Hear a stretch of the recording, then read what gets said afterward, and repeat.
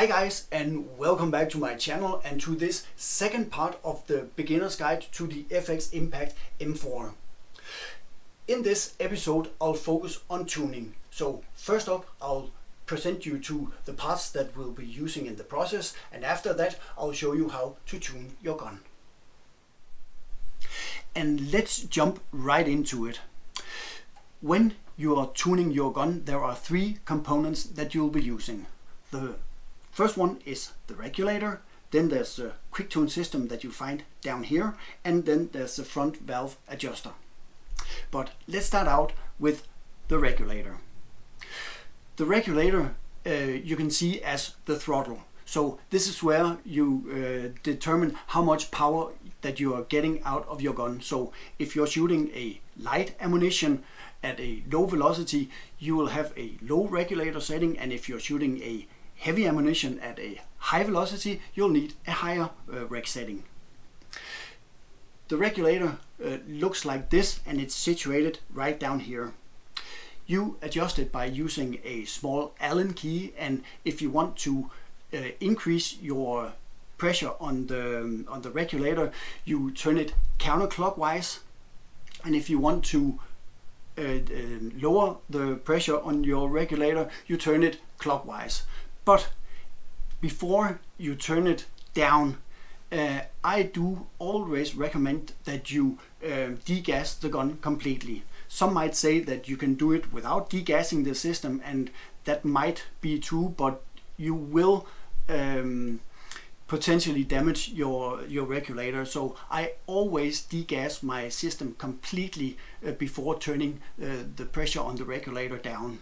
And I do this by removing the bottle right here, and when I've taken that off, I insert the Allen key into the adjuster of the regulator, and then I just give it a little nudge counterclockwise, and I'll hear that the plenum right here is bleeding, and that's when you know that your system is completely degassed. The pressure on the regulator can be read down here on this gauge. As a standard, it comes with an analog gauge, but I do recommend that you get a digital one for a more accurate reading. I'm using the ones from Segment, and they are accurate and the battery lasts like forever, so I do recommend using those. I will of course get much deeper into the functionality of the regulator when we start the tuning. Right down here you find the hammer adjuster, also called the quick tune system. The quick tune system has two controls. It has the power wheel right here, it goes from 1 to 16, and it has this small knob right here. What they have in common is that they both control the tension on the hammer spring. What you see here in the middle, the scale from 1 to 5, is the actual tension on the hammer spring. But why have two controls for the same job? Well, you see, the big one, the power wheel, will increase or decrease the velocity by more than if you're using the small one here on the quick tune system. Meaning that if, for instance, with the settings that I have, I'm using the power wheel, I will increase or decrease the velocity by, say, maybe 7 or 8 feet per second. But if I use the small one that I call the quick tune system, the velocity change will only be like 1 or 2 feet per second. But the quick tune system also has another job. You see, the full range of the hammer spring tension is not available only by using the power wheel. Like right now we have the power wheel at 1 and we have the indicator here at 2.2. So if we start to turn it up, you can see the indicator starts to move upwards, and as we get closer to 16, right here, you can see that the indicator is at just short of 4. So in order to access from 4 to 5, we need to use the quick tune system. And you can see here, when I turn it, the indicator starts to move to the left. And the same goes for the other direction. So if we turn down the power wheel all the way down to to 1, you can see that it's just past 2.5 now. So in order to turn it down to access the lowest part of the tension range, we use the quick tune system again, and then you can see it starts to go down.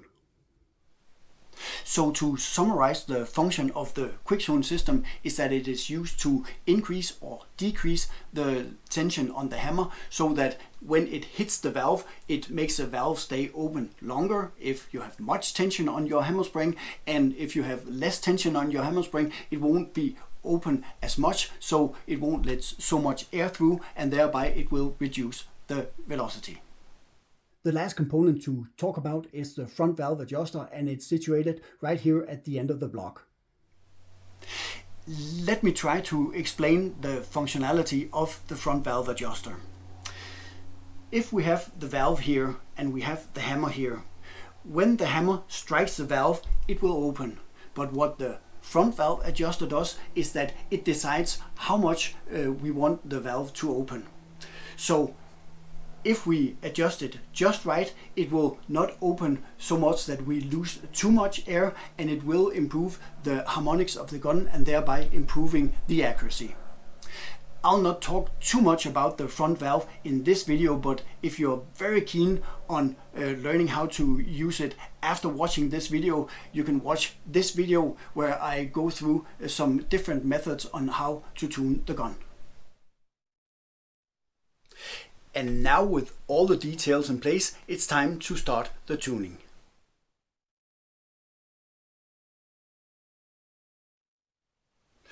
I'll start out by saying that this is a tuning method. So no matter what kind of caliber you're using or which kind of ammo you're using, you can use this method. Okay? Good. Before you start tuning, of course, you need to find out what kind of ammo you're using. And after that, you'll need to find the velocity that you're aiming for, in this video called the desired velocity. There are two ways of finding the right velocity. One is to ask the internet. Don't do that, because you'll get an answer that goes from like 700 feet per second and perhaps all the way up to 1100 feet per second. So that leads us on to the second option, and that is finding out by yourself. In this particular tuning, I will be using my 20 grainers from H&N. I'm of course shooting the 177, and I have my 700mm heavy liner. I'll start out low and then work myself up until I find the right velocity. And the right velocity for me, because I've shot this before, I know that it shoots very well just around 890 feet per second. As I said before, you of course need a chrono. This is a pocket chrono from FX, and I've promised someone that I'll show you how I've built this mount, and it's actually just a scope mount and a carbon fiber tube. The diameter of this is 30 millimeters, and I've attached them with some super nice rubber bands out here. And I guess I know who's complaining now, but anyway, it's on there pretty well.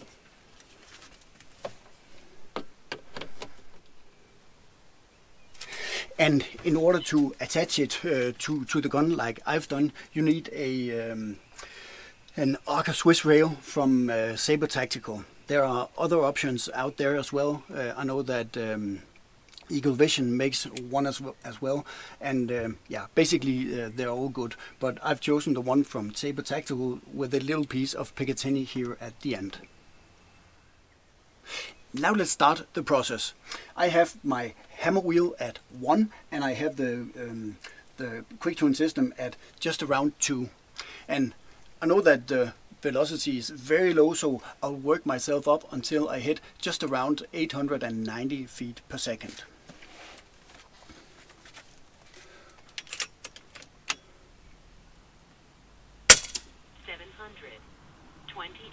So that is way too low, but let's give it one click at the power wheel.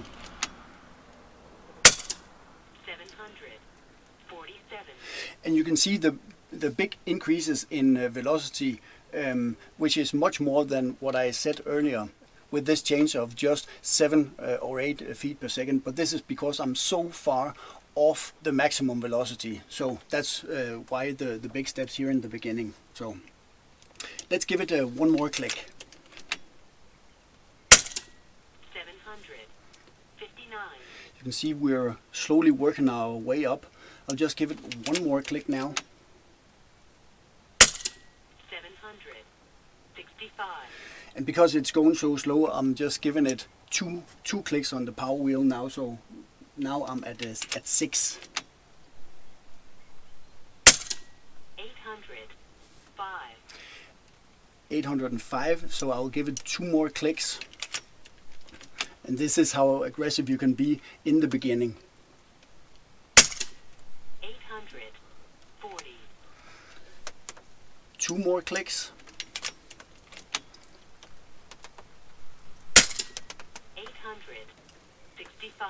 So now we're really getting closer. So now I'm down to 1 click on the power wheel. 879. Perhaps 1 more will do. 891. So there you see 891 feet per second, and that was exactly what we were looking for. Sorry for this fast clip, but as I was sitting there editing the video, I saw that I completely left out a very important part of the tuning process. We found the velocity at 891 feet per second, rather fast, but if we had just been a few feet per second off, we need to involve the quick tune system. And right now I want to show you how to use this.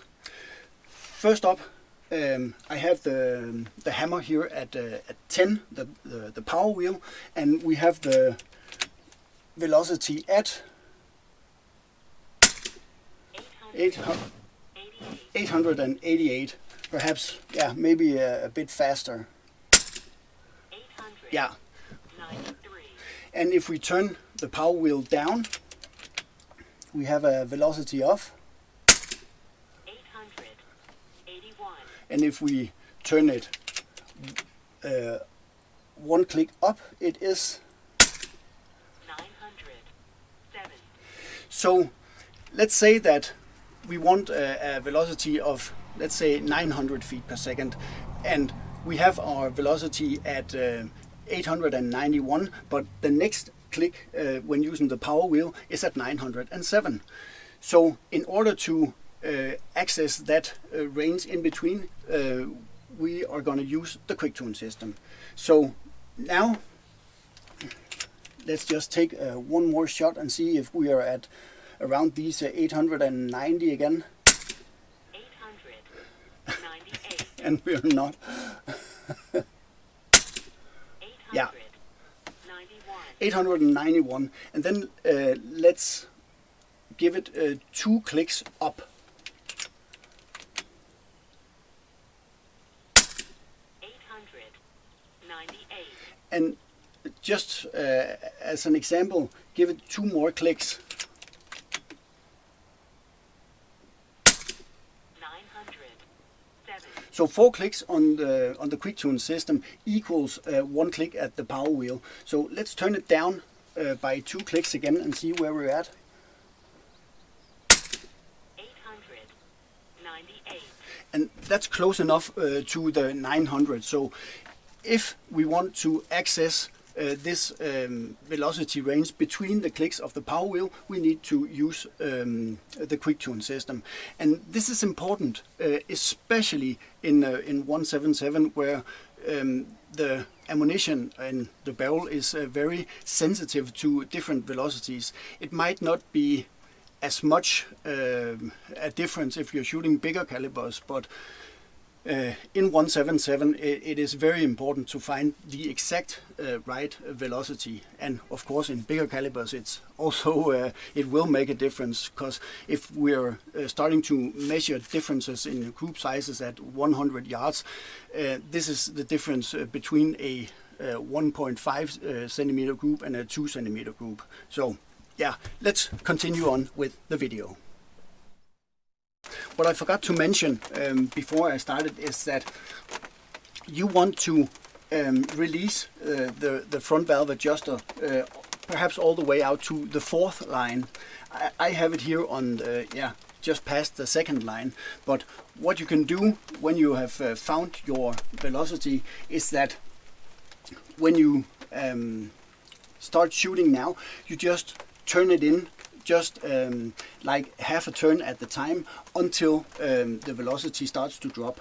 So let's pretend that I had mine at 4 and I've been working my way in. Now I'll just turn it in by, say, half a turn. 893. And you can see that it's still not restricting the velocity. I'll give it like a third of a turn now. 863. So with the drop in velocity of around 30 feet per second, you know that now the front valve adjuster is reducing the velocity. So what I've been doing in the past is that I'll just release it just a tiny bit at the time, so I know that the front valve adjuster is just there when it doesn't restrict the velocity. But what I'm doing now is that, because of my experience, I've noticed that the harmonics of the gun is actually better if I release it like half a turn from where I'm at right now. So half a turn. 891. And I'm back to 891, and right now I know that the harmonics of the gun are exactly as they should be. Of course, I have the regulator at 108, and I know that this is the right regulator setting for this ammunition. But what's important in a tuning process is to know your maximum velocity. You see, there are two different names I'm talking about. The desired velocity, this is the one that we want to shoot at, desired velocity. And then there's the maximum velocity. Maximum velocity is not necessarily the highest velocity that the gun is capable of, but it is the highest velocity at this given regulator setting. So now I'll find out how fast the gun will shoot if I just keep on turning up the power wheel. For this, I will release the front valve adjuster by maybe a full turn, not to be restricted by that in any way. So now I will increase the tension of the hammer and start shooting. 900. And you can see it's still climbing. Giving it one more click. 912. One more. And it didn't read. 916. So now that the velocity is not climbing too much, maybe we're just about the maximum velocity of this regulator setting. I'll just give it one more click and see. 923. Still climbing, but now I'm at 16. So as I showed you before, I need to increase the tension of the hammer spring, but because I can't turn the hammer wheel beyond 16, I'll start using the quick tune system. I'll give it 4 clicks. 930. 4 more clicks here at the quick tune system. 930. So you can see what actually happened here is that even though I increased the tension of the hammer spring, the velocity remained the same. So this means that this 930 feet per second is actually the maximum velocity at this regulator setting. And what you can use this for is to find the right harmonics of the gun, I always tune my guns so that they are within between 30 and 50 feet per second below the maximum velocity. So with the maximum velocity here at 930 feet per second and my desired velocity being at 890, it's actually very, very good. But since I cheated you out of this whole thing about not finding the right regulator pressure, let's say that I was shooting something else, maybe a I don't know, shooting something else, and my desired velocity should be around 970 feet per second. Then I would have to turn up the regulator. And because the maximum velocity is only 930, I would have to give it, say, perhaps maybe 5 bar more. And then, when having increased the pressure on the regulator, we would do the whole thing over again. Maybe start by turning down the power wheel by just a few clicks, and then repeating the whole process. And if my desired velocity, perhaps after turning up the regulator, would only be like 980 and my desired velocity was 970, I would give it another 5 bar, because shooting at 970 feet per second, I would have a maximum velocity of around perhaps 1,000 or 1,010 feet per second. I hope that you follow. And when you've found this, you do the same thing with the front valve adjuster again, turning it in until it starts to drop in velocity, and then releasing it by half a turn. My hammer spring tension is now at just below 4, and this tells us that I have enough hammer available for what I'm shooting. If I was at 5 and I still could not find the velocity I was looking for, that is when you would start to look at a different hammer weight. There are some components inside around the hammer that I'll show you right here. Here I've taken the gun apart for you to see the entire hammer system. You can see the hammer itself, and you can see the hammer weight and the hammer spring. And here you can see the difference between a 7 and an 8 gram hammer weight. And when looking at the hammer system, you can see that there's a hammer weight and there's a hammer spring. Both of these can be changed for a tuning spring, which is harder, and you can have a heavier hammer weight. You can see the hammer weights here that I have. The small one is a 6 gram hammer weight, and the next one is 7, and the big one is 8. The one that I have in right now, which is actually not necessary for me, is a 7 gram hammer weight. You can also have a tungsten hammer, and I believe that is like 14 grams. But don't fall into the power trap, because if you don't need it, it will just mess up your gun completely. And a typical thing, indication that you're falling into the power trap, is that someone has installed a tungsten hammer and all this tuning gear. So when you turn your power wheel, the velocity will remain the same. No matter what you do, it will remain the same, and that's because your hammer is overpowered.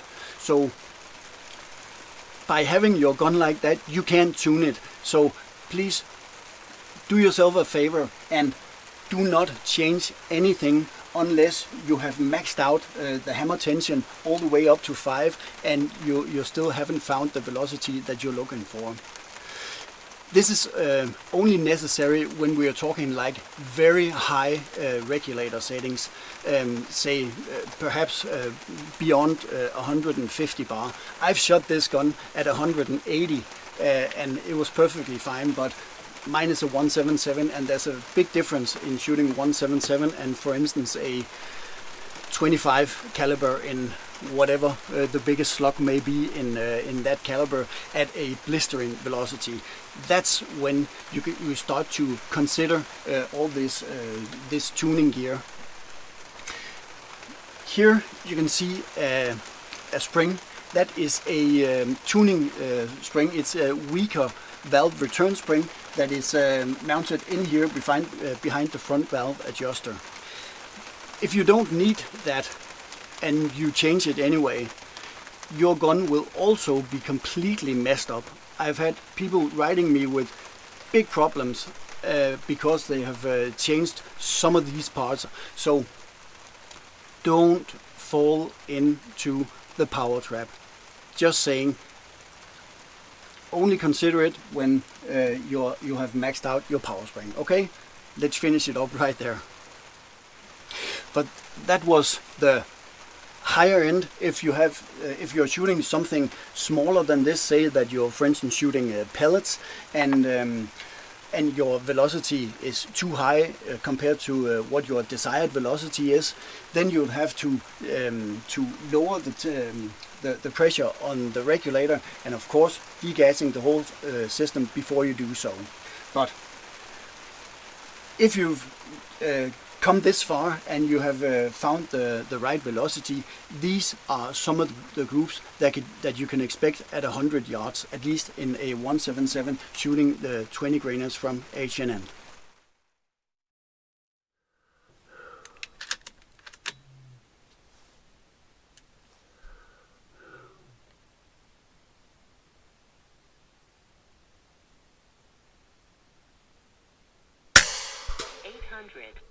$893. $893.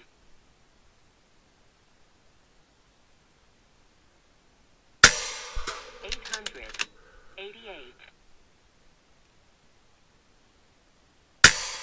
$888.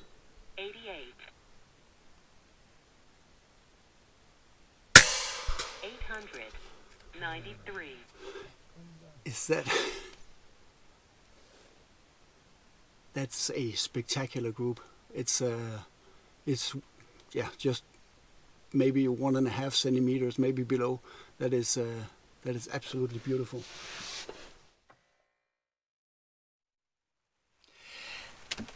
And with those groups, it's time to end this beginner's guide to the FX Impact M4. I hope that you've enjoyed both videos and that you've learned at least a few things around how to tune your gun. So I hope you will enjoy learning this process all by yourself. So until next time, take care and shoot safe.